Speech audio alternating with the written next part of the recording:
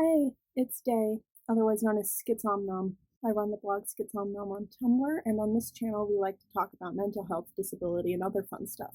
With chronic pain, schizophrenia, and I'm gay. So, if any of those subjects interest you and you'd like me to talk about that, don't hesitate to let me know down below or on my blog.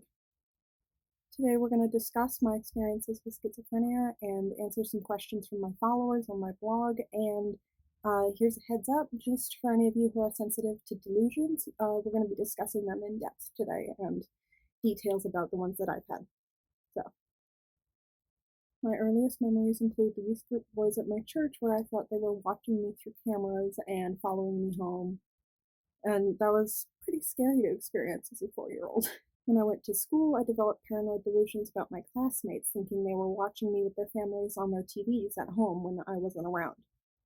There was also a period of years where I thought dinosaurs would reach in through the windows and eat me in my home. And it caused me to actually crawl under the windows for a number of years. In 3rd grade, I experienced pretty severe bullying that resulted in me developing some OCD symptoms, specifically counting steps in 2, 4s, and 8s, and some symmetry. These OCD symptoms fed into delusions. The paranoia began to switch between male classmates, and as I grew older, it would switch between whatever male classmate I was spending the most time around. When I was about 10, I went to a summer camp where I met another schizophrenic. Of course, they knew about their diagnosis. I had no idea that I might be schizophrenic, and the only symptoms they talked about were hallucinations, and up until that point, I had experienced very few hallucinations, so I didn't think that I could possibly have schizophrenia. For years after this meeting, I would experience waves of paranoid delusions about them, and them watching me and following me through cameras, and I'd feel their presence 24/7 all the time, wherever I am. These paranoid delusions continued switching between the male presence that I had in my life or this person that I met with schizophrenia at a summer camp for years until high school. And by high school, the OCD symptoms had kind of started to wane off. And then I got myself a boyfriend. Just a heads up, boyfriends are a terrible idea if you're a lesbian and have paranoid delusions about men. We ended up dating from when I was 14 to when I was 18. And during this entire time, I would have paranoid delusions about him and hallucinations involving him, and he would tell me it's not real, but he also didn't really encourage me to seek help.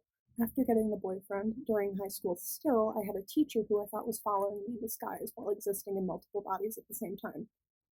That arguably pretty scary. I would spend like, I don't know, 4 hours a day in class with him, and then I'd spend another 4 hours just sitting nearby him because it was a one-room school. This is another delusion that's come in waves since being in treatment for my schizophrenia.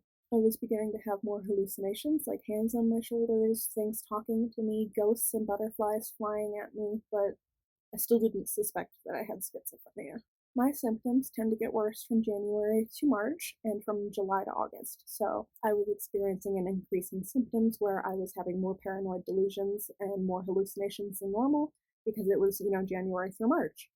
And right after my 18th birthday in February, I developed this delusion that I had died and that I no longer existed. I spent a period of time looking for my dead body until I found help roughly a month later. So that's fun. At the height of my symptoms, I did end up going on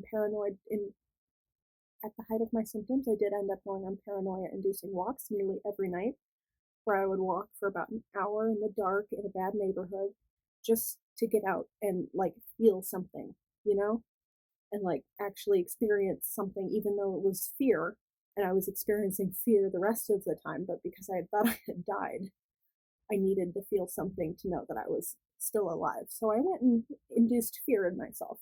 It was at this point that I got help, and since finding my dose of antipsychotics that I need to be on for maintaining my health and happiness, I'm doing much better.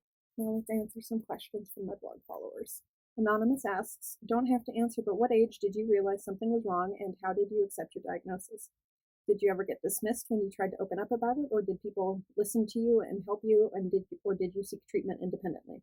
I realized something was wrong many times growing up. I, in fact, asked for help numerous times from both professionals that I was seeing for trauma and from my parents. And each time they either forgot about it, ignored me, or told me that I couldn't possibly be paranoid because I think people were out to get me.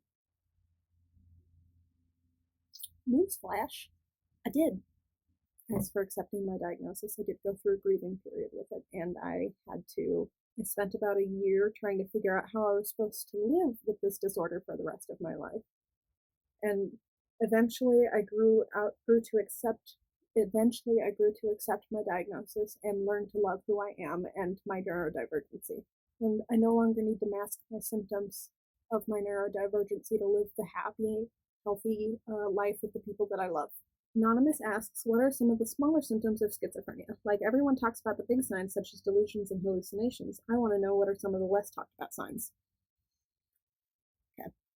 So the big ones are negative and cognitive symptoms. So cognitive symptoms include stuff like poor memory, difficulty expressing thoughts, and negative symptoms include things like flattened affect, where you don't express emotions very easily or if at all, and trouble with keeping up cleanliness of one's surroundings or personal hygiene. Also, people with negative symptoms may speak very little or even at all, not even at all, you know?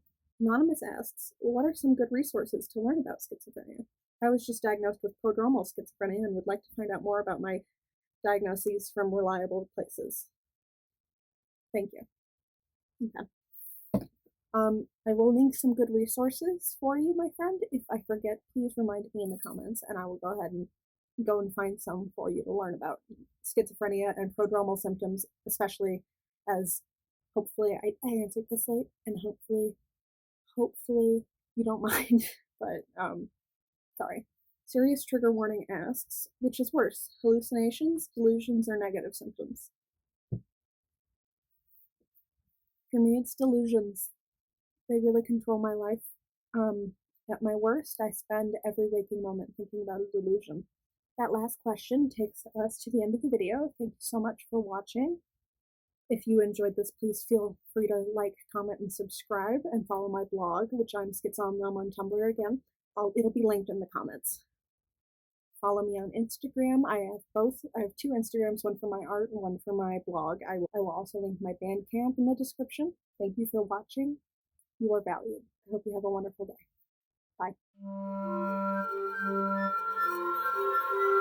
Bye.